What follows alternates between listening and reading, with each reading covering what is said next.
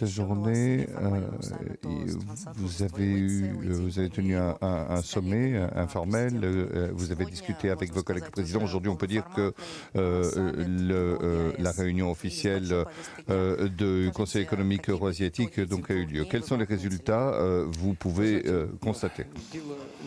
Vous savez, il ne s'agit pas de résultats de 2 jours, c'est des résultats de l'année. Et les données, selon les données objectives, les indicateurs que personne ne peut contester, malgré la récession de beaucoup de nos partenaires traditionnels, qui sont à 1% de croissance, eh bien on constate qu'à Biélorussie, par exemple, on est à 5,5% de croissance. En Russie, là, nous sommes à 3,9% et nous attendons même 4%. C'est un bon résultat. En Arménie, c'est encore mieux. Les échanges entre l'Arménie et la Russie ont doublé. Ainsi, c'est le cas avec tous les pays. Voilà les résultats. Maintenant, pour ce qui concerne le travail de ces 2 derniers jours, on peut dire très rapidement quoi? Nous nous sommes rapprochés les uns des autres. Je vous en prie. Bonjour, télécanal russien. Il y a eu donc des politologues qui ont discuté, qui ont dit que le conflit en Ukraine pourrait se terminer l'année prochaine. De quelle manière dans l'équipe de Trump? Oui, vous savez. Mais dans l'équipe de Trump, comme vous le savez, on dit que le conflit pourrait être gelé dans des conditions qui garantiraient un certain nombre d'éléments à l'Ukraine. Et sous quelle forme? Qui le dit? Dans l'administration de Trump, ça se dit. Écoutez, je ne sais pas ce qui est dit dans l'équipe en formation du nouveau président élu. Ce que je sais, c'est qu'on ne m'a pas parlé de quoi que ce soit. Déjà en 2021, on ne m'a pas proposé cela. Pour ce qui est de l'Ukraine dans l'OTAN, on m'a dit qu'on parle de ça depuis 10 ou 15 ans et ça ne se fait pas parce qu'elle n'est pas prête. Mais s'agissant des distances et des délais, eh bien pour nous, ça ne fait aucune différence. Que ce soit aujourd'hui, demain ou dans 10 ans, ça ne fait aucune différence. Mais moi, je ne sais pas de quoi vous parlez. Et l'équipe du nouveau président, eh bien, si c'est le cas, quelle sera la différence entre le président actuel et les propositions qui sont faites dont vous venez de parler? Il n'y a aucune différence. Moi, je ne sais pas comment va se développer la situation et quelle sera la situation et les décisions du président et de ses collègues. Nous verrons. Allez-y, je vous en prie. Commerçant. Monsieur le Président, d'ici la fin de l'année, attendez-vous quelque chose pour vous-même et de vous-même? La question n'est pas très claire. Je ne comprends pas très bien de moi-même, mais je n'attends rien de particulier. Donc, les choses vont leur cours normal. Que ce soit mon action, l'administration, la Banque centrale, le gouvernement, nous sommes d'accord, nous prenons des mesures et la situation est prévisible et stable. Il n'y a rien de particulier. Et il est impossible de... Pour ce qui est de l'Orechnik, par exemple. Mais vous savez, nous répondons de façon claire. Nous utilisons... écoutez, nous avons paré 6 ou 7 attaques MS. Donc, je crois que vous avez vu ce qui s'est passé entre hier et avant-hier. Je crois que c'est 240 missiles qui ont été envoyés. Et nous verrons. S'il faut utiliser des armes plus puissantes, eh bien, nous le ferons. Mais nous avons le temps. Nous ne le cachons pas, je l'ai dit. Pour l'instant, nous avons peu de systèmes Orochnik, mais nous en avons. Nous n'en avons pas qu'un seul. Mais nous ne nous dépêchons pas de les utiliser parce qu'il faut résoudre un certain nombre de problèmes. Nous avons commencé la production en série. Nous allons les déployer sur le territoire de la Biélorussie. Nous avons ces systèmes, mais nous n'excluons rien. L'utilisation, que ce soit une utilisation aujourd'hui ou demain, si c'est nécessaire. Alors, on va peut-être terminer. Allez-y, je vous en prie. Monsieur le Président, l'année se termine et elle a été lourde. Que prévoyez-vous pour l'année prochaine, pour ce qui est de la Russie? Eh bien, ce que je veux pour l'année prochaine, c'est le bien-être, la vie, la stabilité pour le peuple.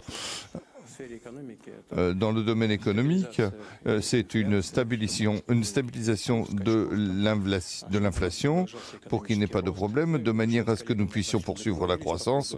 Nous nous sommes mis d'accord sur les objectifs de croissance. Nous ne prévoyons pas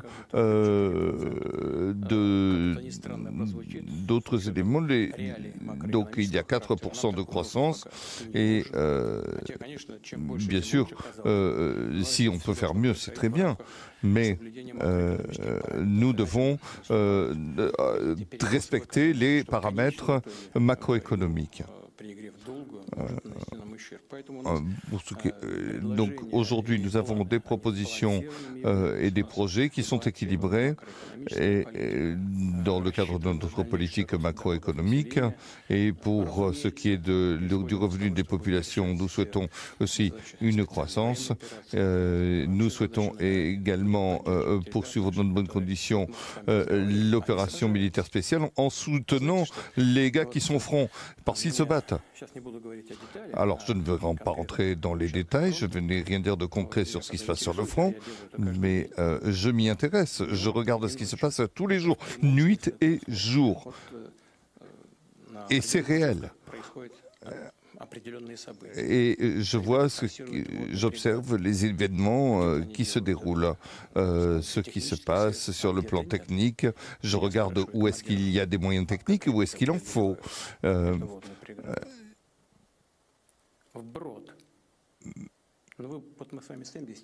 Mais vous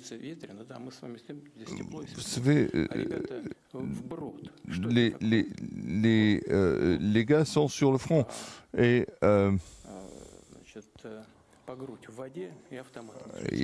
il faut qu'ils aient de l'eau, des mitraillettes, des armes, et ils se battent pour la Russie.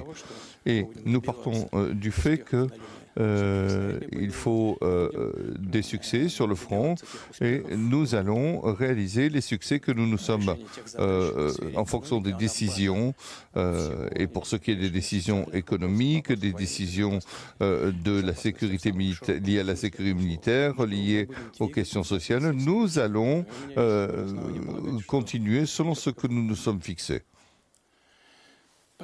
Allez-y, je vous en prie. Merci.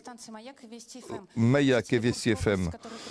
Pour ce qui est de Koursk, apparemment il y a eu des pertes infligées aux forces ukrainiennes et il y a eu également des logements qui ont été détruits, ce qui fait que les gens doivent reconstruire leur logement ou aller vivre ailleurs en Russie. Est-ce qu'il y aura de l'argent sur des comptes spéciaux que les gens pourront utiliser on ne prévoit pas les éléments, puisqu'il y aura... Est-ce que les gens pourront dépenser de l'argent pour vivre ailleurs en Russie? Sera-t-il possible pour eux de déménager s'ils souhaitent vivre plus en sécurité? Vous savez, nous partons du principe que tout ceci doit se résoudre avec les autorités locales et régionales. Les instances fédérales ont pour tâche de donner les moyens financiers nécessaires. Et nous verrons ce que nous pouvons faire. Mais les régions sont en liaison directe avec les gens, je le souligne. Ils doivent choisir les solutions optimales pour eux-mêmes, pour les gens. Et il s'agit de résoudre ces problèmes et de leur donner la possibilité de choisir là où ils veulent vivre en Fédération de Russie. Mais il faut aller à la rencontre des gens. Et nous, notre tâche se limite à ça. Il faut venir en aide aux gens qui ont souffert et bien sûr, il faut qu'ils puissent choisir. Mais ce n'est pas une question qui se pose à nous, mais aux autorités des régions. Donc, nous avons discuté de ces questions, mais nous sommes en contact permanent. C'est ce qu'ils nous recommandent et j'espère que leur recommandation s'appuiera sur les vœux des gens, sur ce qu'ils souhaitent. Merci. Allez-y, je vous ai promis, allez-y. Bonjour, Unicius Life. Bonne année par avance. Vous dites que vous êtes pleinement informé nuit et jour de ce qui se passe sur le front. Vous savez, j'ai une information assez importante. Pour vous-même, en quoi croyez-vous? Vous croyez qu'en 2025, la guerre va se terminer? Mais que Dieu nous protège. Allez-y, je vous en prie. TASS. Je voudrais vous parler de la visite du Robert Fico chez nous. Est-ce que vous pouvez nous dire ce dont vous avez parlé?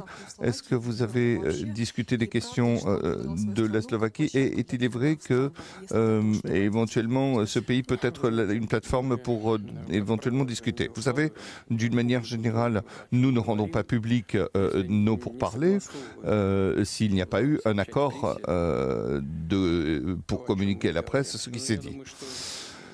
Mais je pense qu'il ne sera pas vexé si je vous dis qu'il y aura des pourparlers de paix. Et je souligne le fait que M. Fico a parlé également avec la partie ukrainienne sur ce qui, pour parvenir à une compréhension mutuelle, mais il est en faveur de la paix et de pourparler de paix et ses efforts vont dans ce sens. Alors, comment cela va se passer avec l'Europe, je ne sais pas, mais nous avons parlé de ça, il a parlé de ça, et il a tiré mon attention là-dessus. Deuxièmement, pour ce qui est d'une plateforme, oui, il sera très heureux de nous donner cette possibilité pour des négociations. Mais nous ne sommes pas contre. Si cela peut marcher, pourquoi pas?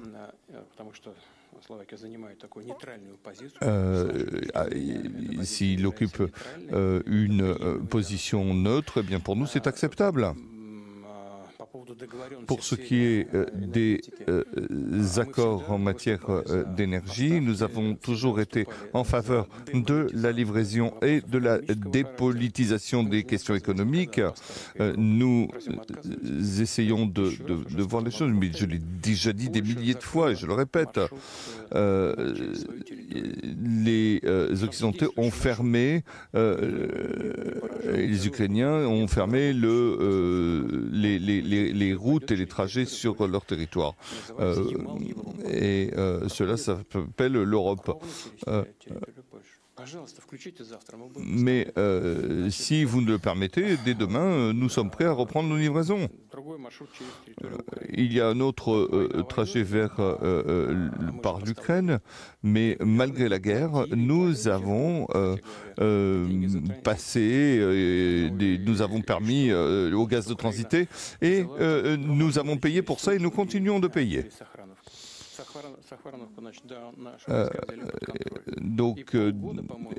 Pendant 6 mois, tout a fonctionné, même si la région avait été avait été sous contrôle de notre armée. Les spécialistes ukrainiens ont travaillé, personne n'est parti. Et après, je ne sais pas ce qui leur est passé par la tête à Kiev. Ils ont décidé de tout boucler. Mais sous prétexte que nous contrôlions les régions par où passait le gaz. Mais attendez, il y a 6 mois c'était déjà le cas.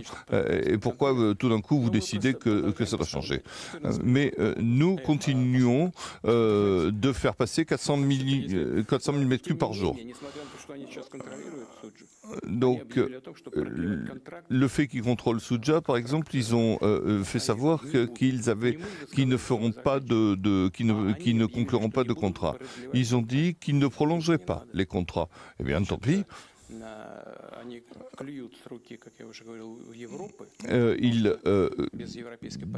Du coup, ils lient les mains de l'Europe et ils punissent ainsi l'Europe en ne permettant pas la livraison de notre gaz en Europe.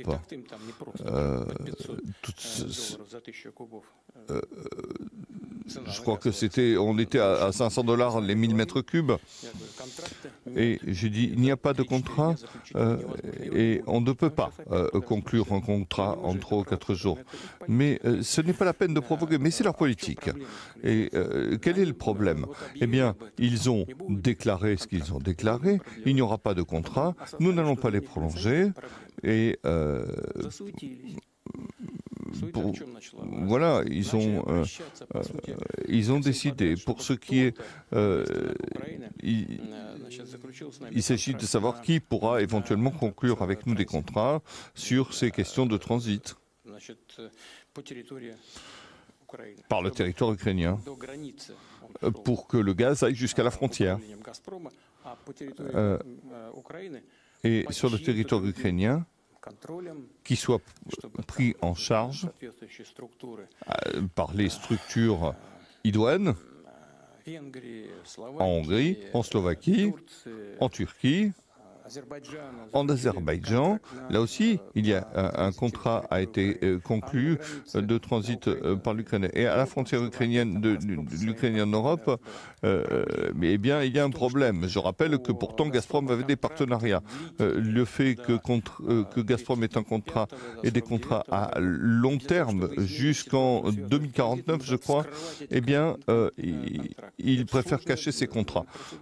C'est une procédure très compliquée. Elle n'est pas autorisée. Ça, c'est le premier problème. Et le deuxième problème, c'est qu'il y a de la spéculation, du coup. Du fait que l'Ukraine a fermé l'un de ses trajets par son territoire vers l'Europe. Ils ont tout fermé. Nous avons un contrat avec eux.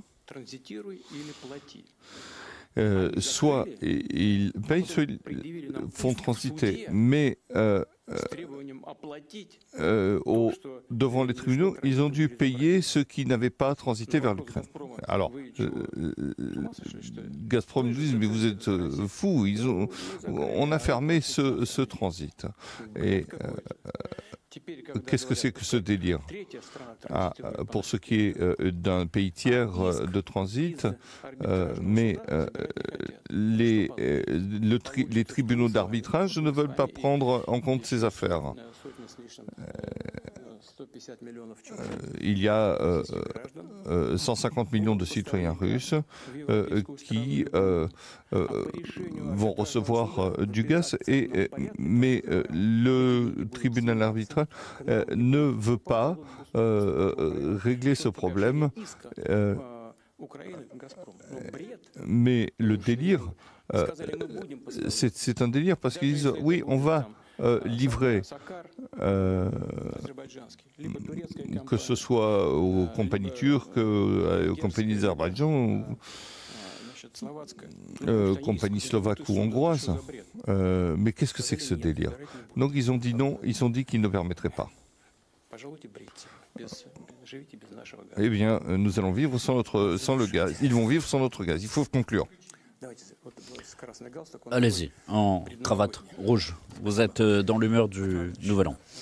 Monsieur Poutine, Nicolas Ivanov, les services de renseignement extérieur, ne nous effrayez pas avec des mots comme ça. Donc le SVR a dit que la Moldavie pourrait devenir un point chaud.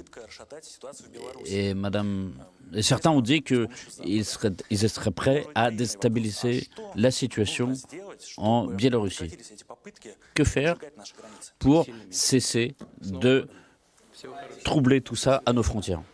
Réponse, être fort, c'est tout. Bonne année à tous.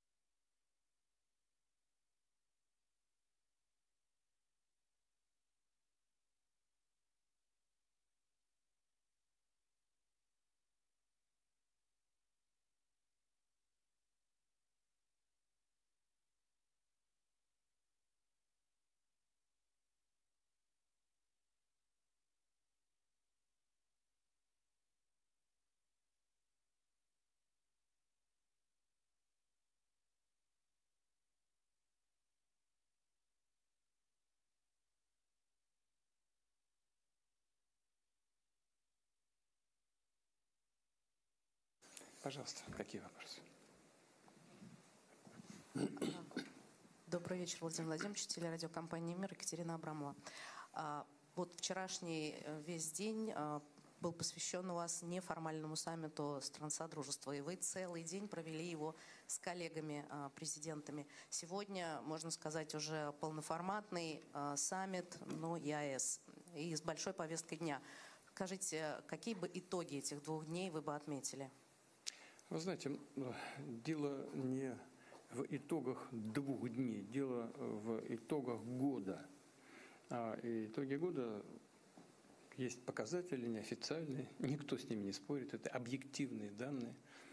У нас существенный рост товарооборота, несмотря на рецессию у многих наших традиционных ранее партнеров.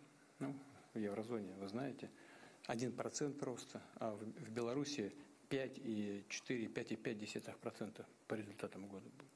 В России мы тоже в целом довольны результатами. 3,9, скорее всего, будет под 4. Но в Беларуси 5,5. Это хороший результат. В Армении, скажем, еще больше. А объем товарооборота между Россией и Арменией в 2 раза по сравнению с прошлым годом вырос. В 2 раза. И будет составлять где-то по итогам года больше 10 миллиардов долларов. И так почти, ну, практически со всеми странами. Вот результат. А что касается так вот, работы последних 2 дней, то можно сказать коротко. Мы стали ближе друг к другу. Да, пожалуйста.